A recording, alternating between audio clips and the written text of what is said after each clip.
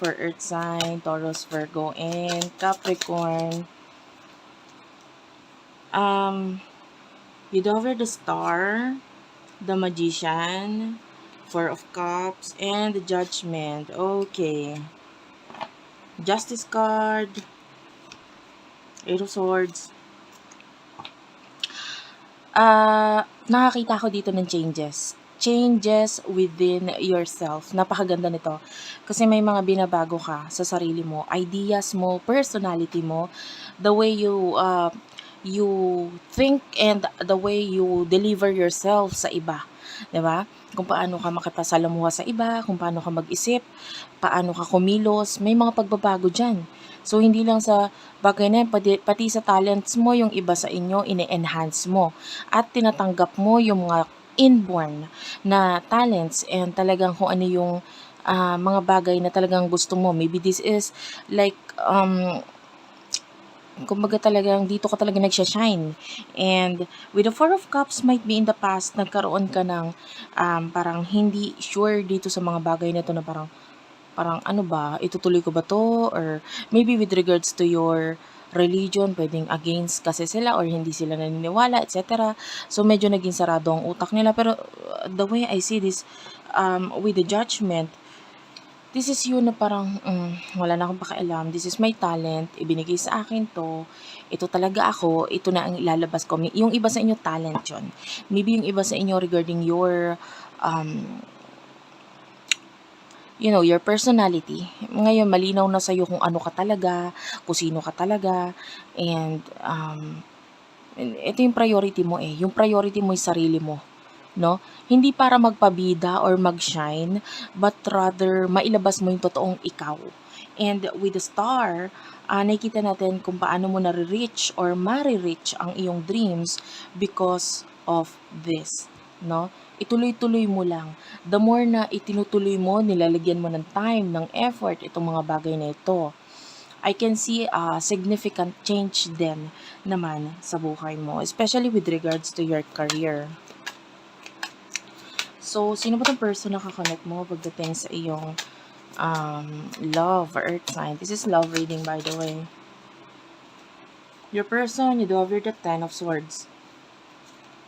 Maraming messages, but isa-isahin natin yan. Ten of Swords, the High Priestess, okay. Eight of Coins.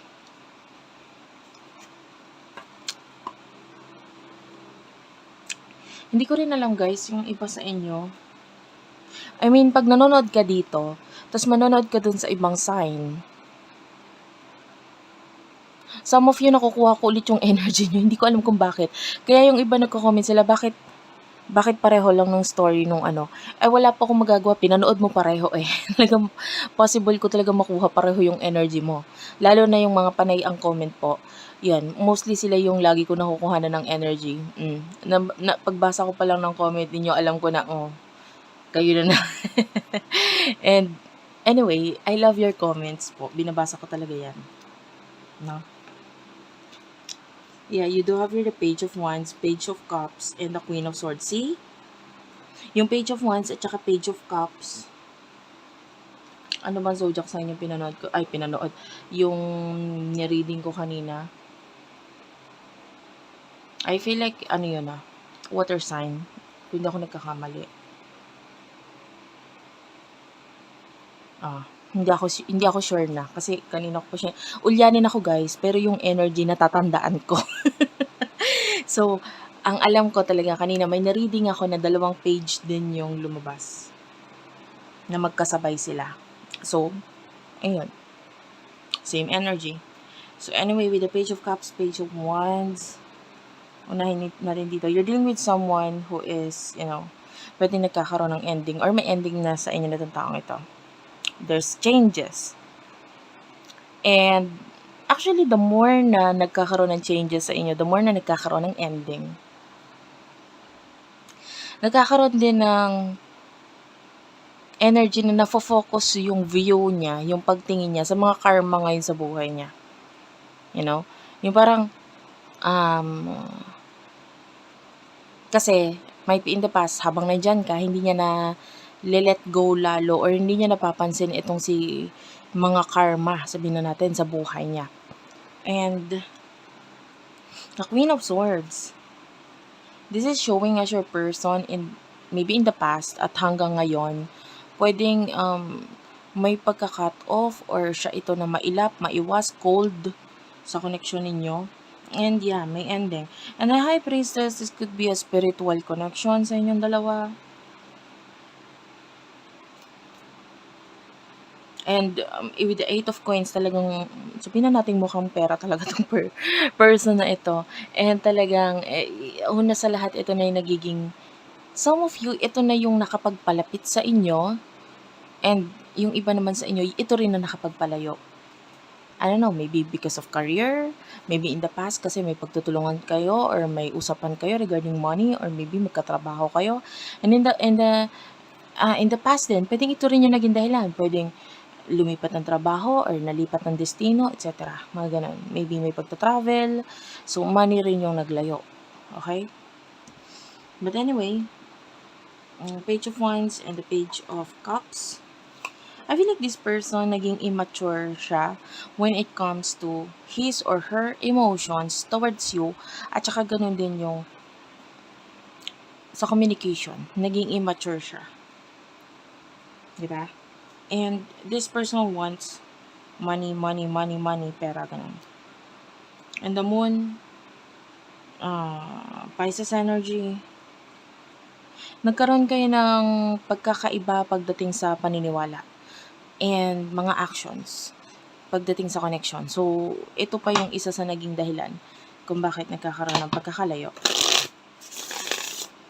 Anyway, emotions ninyo sa isa't isa. Ngayon, present moment, spirit guides, angel guides, ano yung emotion nila sa isa't isa.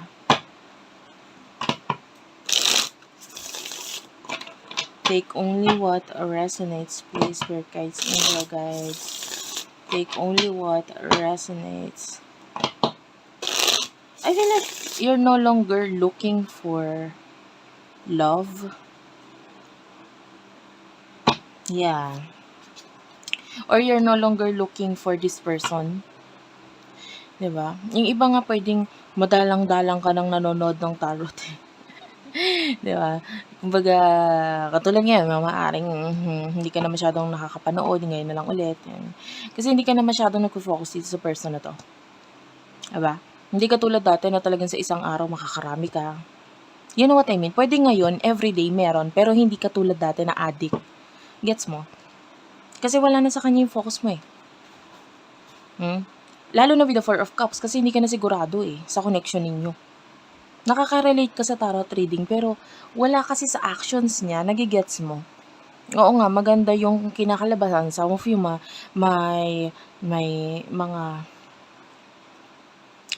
mga hopes and wishes ka in the future na nabubuo dahil pag nanonood ka ng tarot reading, nakaka-relate ka eh. Diba? Tapos, bakit ganito? Ilang taon na wala pa rin. Nagigets mo? And I do feel like you have already found the clarity na kailangan mo with regards to this person. Diba? Pero ngayon, pagdating sa love, you're no longer looking for love, any kind of love, no, hindi ka na naghahanap yan. And maybe you are focusing na nga lang dito sa pagmamahal sa iyong sarili. Yan, the Nine of Swords is here, Queen of Coins, and the King of Cups. For your person, the Sun, Five of Wands,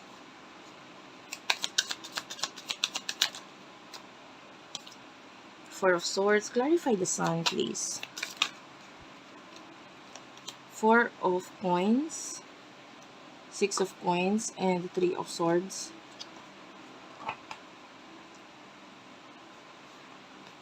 The Hierophant is here. Five of Swords is at the bottom of the deck, and the Hierophant.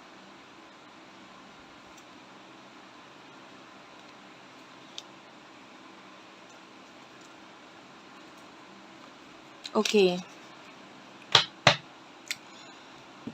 The way I see this, puwedeng with the Nine of Swords, nasaktan ka. Like, in this, uh, energy of you na parang masakit yung mga nakaraan, 'no, ninyo nitong person na 'to para sa'yo.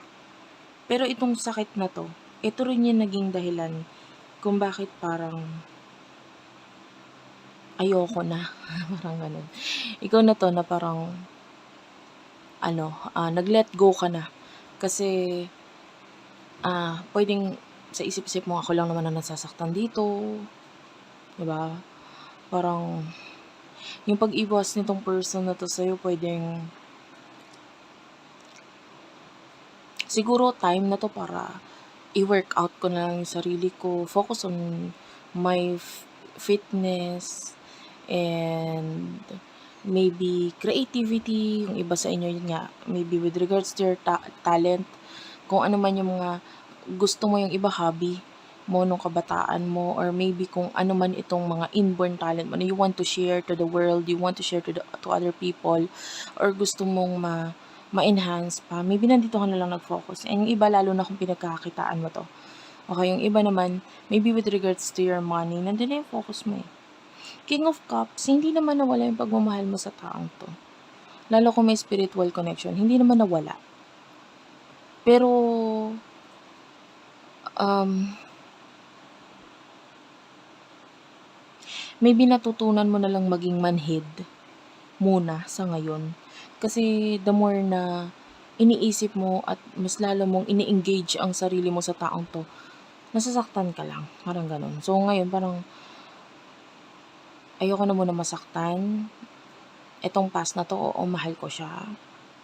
May mga times na nile-let go mo pero may alam mo din sa sarili mo ang hirap. So hindi mo na lang din pinipilit, okey mahal mo yung tao, okey fine. Pero siguro ang ni-release mo muna sa ngayon is yung expectations. Yan, and if ever nagkakaroon ka na naman na feeling na or maybe nararamdaman mo na parang, "Oh, ayun na naman, nararamdaman ko na naman siya, paparating na naman siya." Parang gano'n, 'pag nagkakaroon ka ng feeling na gano'n, ay ayoko na mag-expect, parang gano'n. Ikaw na rin yung kumokontra sa sarili mo kasi ang hirap, eh, 'di ba? And for now, you are being honest to yourself at saka sa nagiging takbo ng relationship ninyong dalawa.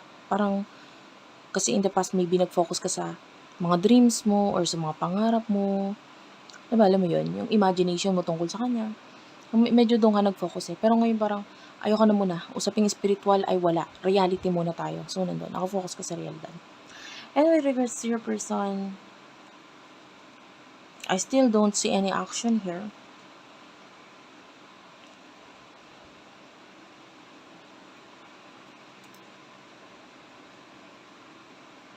I feel like the more na ipapakita mo, ipapahalata mo sa kanya na affected ka.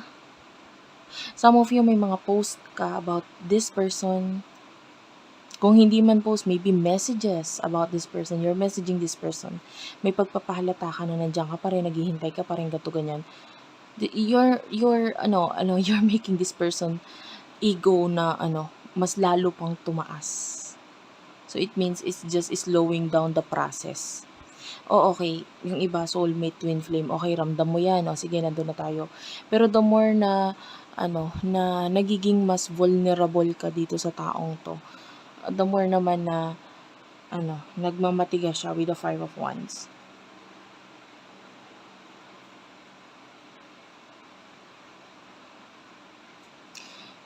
Honestly, masaya siya 'pag nasasaktan ka. Puwedeng kinikilig siya 'pag nasasaktan ka, kasi dun niya nararamdaman na mahal mo siya, eh. 'Di ba? Ang weird nung person na ito. And at the same time, puwedeng maybe in the past, you are the one na umiwas. And, um,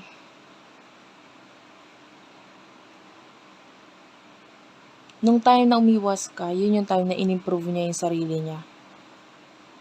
And I feel like the more na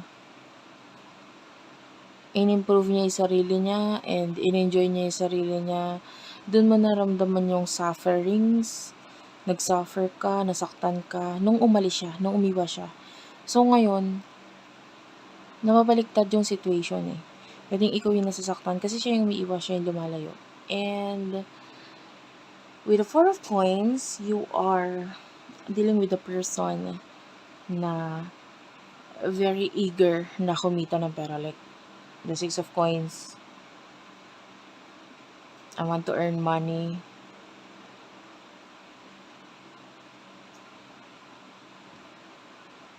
Alam mo yan eh. Alam mo siya, kilala mo siya lalo pag usaping pera. And, ganun. Tuloy-tuloy yan. At the bottom of the deck, you do have here the Hierophant and the Five of Swords.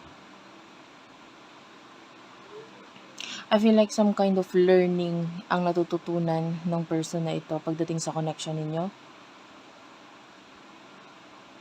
And soon enough ay makakaalis na siya sa pagkukunwari na yan na ginagawa niya sa sarili niya. Like what he or she did to you.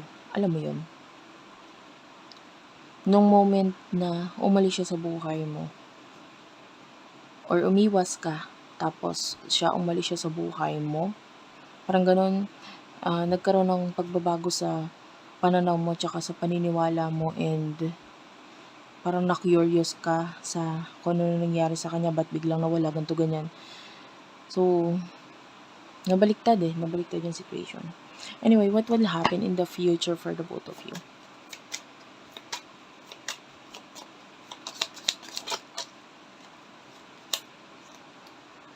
Five of Cups, Page of Swords, Knight of Swords, okay.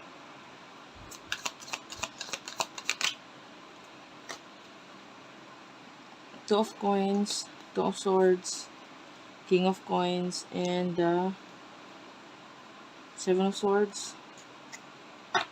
Bottom of the deck is the Queen of Wands.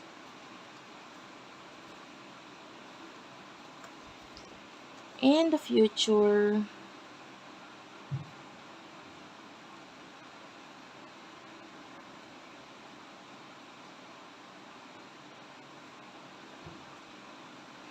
I want to clarify the King of Coins, please. King of Coins is clarified by the Eight of Swords and the Queen of Cups. Five of Cups. Nakikita natin yung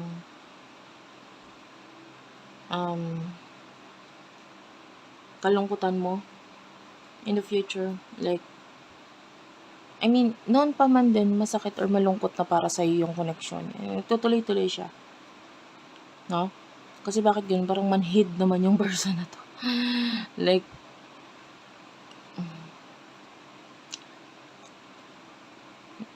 napipick up mo yung energy niya na parang walang patutunguhan yung connection. Parang ganun. So, masakit para sa iyo yun. Malungkot. So, in the future, you do have the Page of Swords and the Knight of Swords.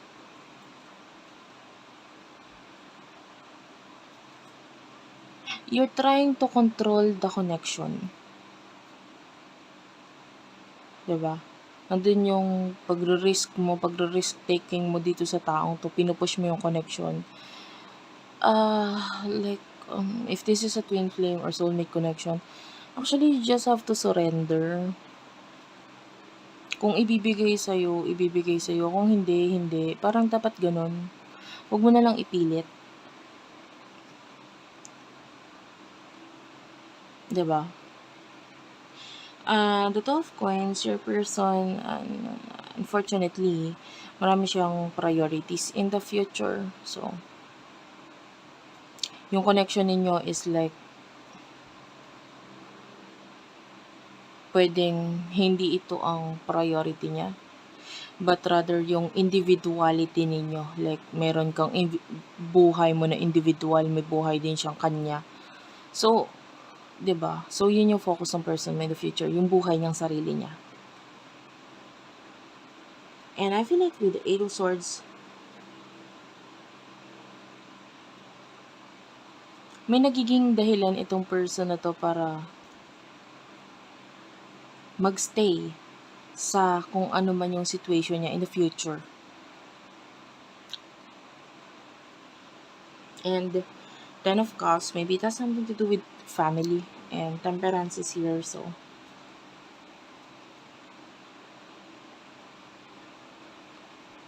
a lot of patience ang ginagawa niya with regards sa family, with regards sa buhay niya ngayon, no?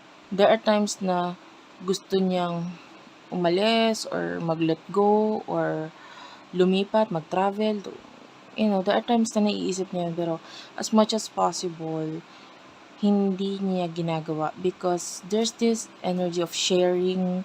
So, maaaring may sharing ng responsibilities. So, ito yung nagiging problem, no? And high chance that it has something to do with kids, with children, if you're dealing with someone na may kakonect na iba. So, relationship with other people, yun yung nakikita natin sa side ng person na ito. And yun nga, ang advice sa'yo is to let go. Hayaan mo lang, you know, release the expectations. Huwag mong ilaban, yun lang.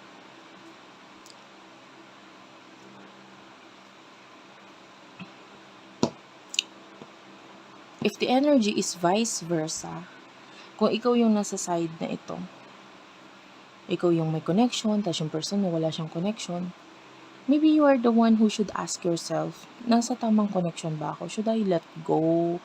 Should I be aware of the person na para sa akin talaga? And should I take the risk? Parang ganun. Kasi maiksi lang ang buhay eh. And, 'di ba?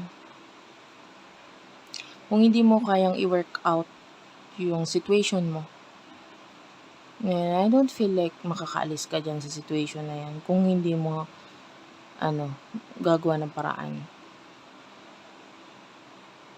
Okay? So, sana malinaw sa'yo yung reading. And,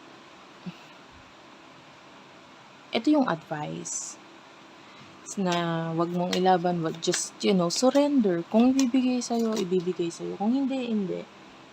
Yeah, you do have the Empress. This is the advice for you. The Empress is, just love yourself. Just love yourself. And the Wheel of Fortune, gumawa ka ng pagbabago sa sarili mo. Maybe sa health mo. Improve yourself. Continue on improving yourself. And yung mentalidad mo, it's time for you to heal from this connection, from this person, from this connection, like, alam mo yung rebirth? Yan. Death and rebirth. Death in a way na parang patayin mo na muna ngayon yung dating paniniwala mo pagdating sa person na to.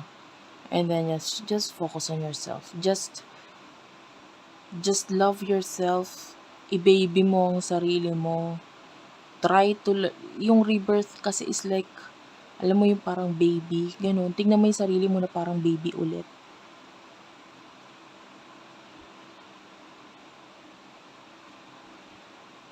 Diba? So anyway, yan, pag sinabi kong baby ulit, parang, ayun, aralin mo yung mga bagay na mas maganda para magkaroon ka ng improvement, growth, ayan, love yourself. Huwag mong hayaang ikaw ay masaktan, huwag mong hayaan na ikaw ay marumihan, ganyan. Ayun lang. Thank you for watching, guys. I love you all.